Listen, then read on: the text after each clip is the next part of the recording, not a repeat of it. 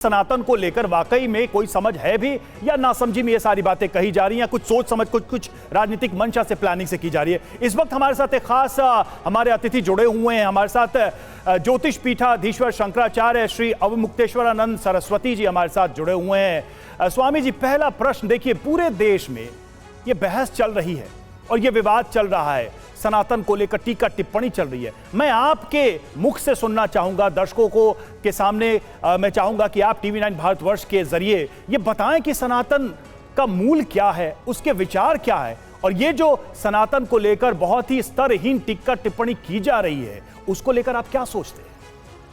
देखिए, सनातन का मतलब है शाश्वत, जो इमॉर्टल है, जो कभी भी समाप्त नहीं होता है, अनश्वर है, जो पहले भी था, आज भी है और आगे भी सदा विराजमान रहने वाला है। उसी का नाम है सनातन। और हम लोग ये मानते हैं कि ये जो सनातन है ये परमात्मा है। तो सनातन परमात्मा की आराधना करने वाला, अपने आप को भी सनातन बनने के लिए प्रयास करने वाला जो समूह है, उसी का नाम है सनातन। तो उस सनातन को समाप्त करने की बात जो लोग कर रहे हैं, उनको सनातन का अर्थ पता नहीं है, इतना तो पता चल जाता है। जी। दूसरे जी, ये जो चर्चा उठी हुई है, ये राजनीतिज्ञ लोगों के द्वारा आरंभ की गई चर्चा है, जिसको राजनीतिज्ञों का समर्थन करने वाले जो मीडिया वाले लोग हैं वो चला रहे हैं। जी।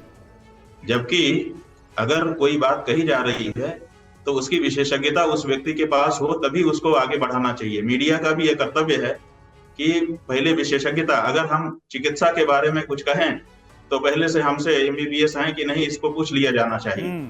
अगर हमने एमबीबीएस की डिग्री भी नहीं ली है, बीएमएस भी नहीं है, तो भी हम चिकित्सा के बारे में अगर कुछ बता रहे हैं तो उसको आगे बढ़ाना अपराध है।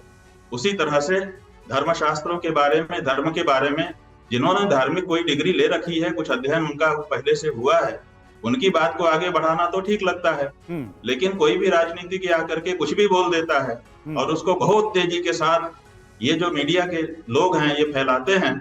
इससे हम लोगों को ये लगता है कि ये भी उन्हीं का सहयोग कर रहे हैं, चाहे पक्ष का चाहे विपक्ष का, क्योंकि ध्रुवीकरण जो है इसकी जरूरत राजनीतिज्ञों को पड़ती है कि पहले 2 गोल बनाओ और फिर 1 गोल का सहयोग अपने ले लो।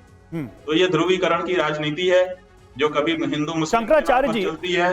अब इस समय ये सनातन और गैर सनातन के नाम पर चल रही है। शंकराचार्य जी, आपने एक बड़ा ही महत्वपूर्ण बिंदु उठाया कि जिसको इस किसी विषय की जानकारी हो, अध्ययन हो, उस पे उनका दखल हो, वो बोलें तो अच्छा लगता है, शोभा देता है। लेकिन हम ये देख रहे हैं कि सार्वजनिक मंचों से जो सामाजिक जीवन में लोग हैं, कम से कम इतना तो अध्ययन उन्होंने सामाजिक जीवन में किया ही होगा कि गैर जिम्मेदार बयान न दें, जिम्मेदारी समझते हुए बातें कहें।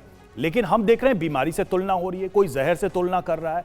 तुलना का स्तर भी आप देखिए, तो इसको आप कैसे देखते हैं? क्योंकि सार्वजनिक जीवन में जो लोग हैं, कम से कम उनकी भूमिका तो रहती ही है कि वो क्या बोल रहे हैं, क्या नहीं बोल रहे हैं। देखिए, वो क्या बोल रहे हैं इसका ज्ञान हमको आपके चैनल से हुआ। आपके चैनल माने आपके मीडिया के लोगों के द्वारा हुआ। पूरे देश में मीडिया के लोगों ने इसको फैलाया। मीडिया के लोगों को क्यों जिम्मेदारी नहीं होनी चाहिए, ये हम आपसे सवाल कर रहे हैं। नहीं, इसमें हमारी भूमिका तो इतनी है कि जो लोग इन बातों को कह रहे हैं देश के सामने, जनता के सामने रखा जाए, ये सही है या गलत, ये तो जनता तय कर लेगी।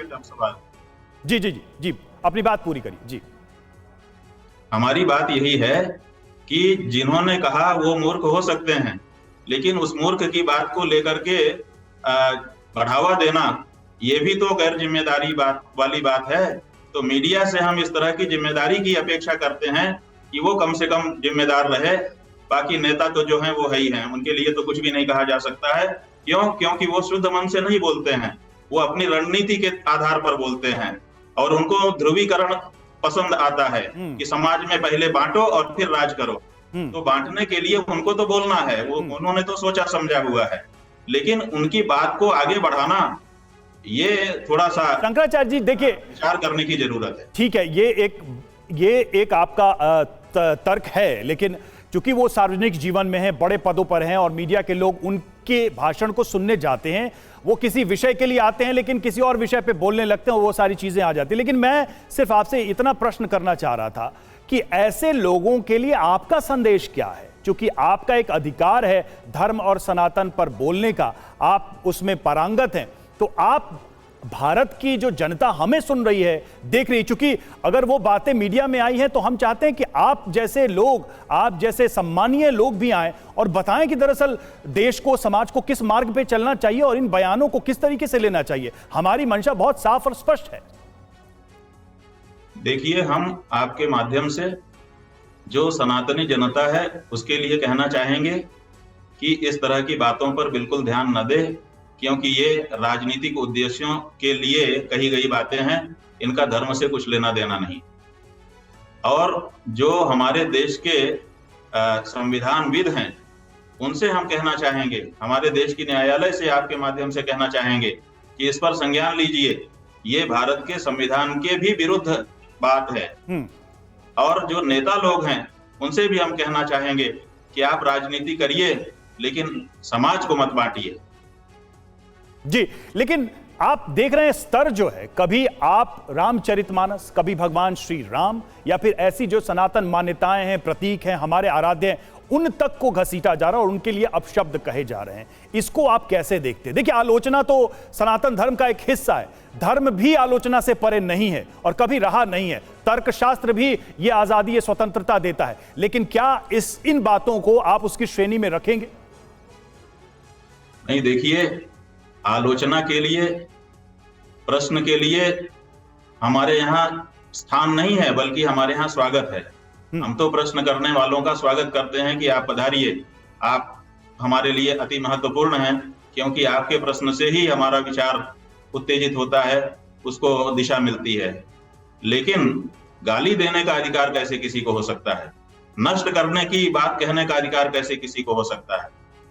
कोई भी विचारधारा है, जिस देश में कम्युनिस्ट रह रहे हैं, जिस देश में दूसरे बहुत सारी और भी विचारधाराएं हैं, उस देश में कोई एक सनातन विचारधारा भी है, वो सही है कि गलत है, जो भी है, लेकिन समावेशी जहां पर संविधान, वहां पर किसी एक को समाप्त करने की बात, वो भी जड़ मूल से समाप्त कर देने की बात कैसे कही जा सकती है? ये बड़ा प्रश्न है। और अगर ऐसा कोई कह रहा है तो क्या वो भारत के संविधान में भरोसा रख रहा है? क्या भारत के संविधान की वो धज्जियां नहीं उड़ा रहा है?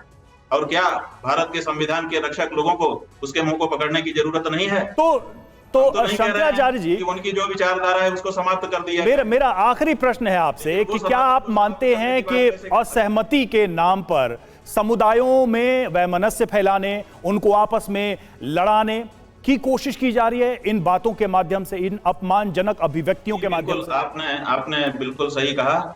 इस समय ये जो चीजें हो रही हैं, ये केवल इसलिए हो रही हैं कि किसी तरह से ध्रुवीकरण हो जाए। और इन्होंने क्या किया है कि फूट डाल दी है, कुछ लोगों को अगड़ी जाति कह दिया है, कुछ लोगों को पिछड़ी जाति कह दिया है, और कुछ लोगों को अगड़ी और पिछड़ी जातियों का नुमाइंदा सिद्ध कर दिया है, और बांट करके राज करना चाहते हैं। इसीलिए खाई को जरा चौड़ा कर रहे हैं अपने वक्तव्यों के माध्यम से। बहुत बहुत धन्यवाद आपका हमसे जुड़ने के लिए, TV9 भारतवर्ष के माध्यम से देश के सामने अपना पक्ष, अपनी बात रखने के लिए बहुत बहुत धन्यवाद।